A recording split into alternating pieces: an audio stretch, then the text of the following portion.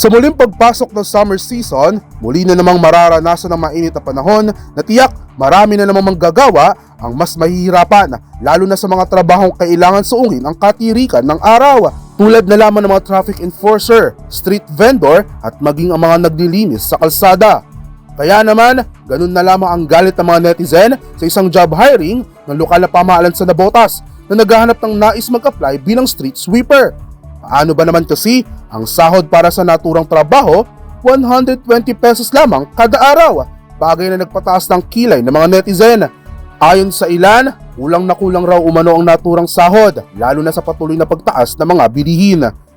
Sa una kasi nitong post, ito ang nakalagay sa kanilang arawang sahod na agad pinatakte online at umani ng samot-saring reaksyon. Ngunit matapos ang pangangalampag, binigyang linaw na rin ng LGU ng Navotas ang naturang job offer. Ang 120 pesos per day pala na sahod ay katumbas lamang ng 3 oras na pagtatrabaho, 1 oras at kalahati sa umaga at 1 oras at kalahati naman sa hapon. Bukod pa rito ang nakapaloob na benepisyo tulad ng bayad na overtime at GSIS accident insurance na may maximum amount na 100,000 pesos. Para sa DZRH TV, ito si James Galange, una sa Pilipinas, una sa Pilipino.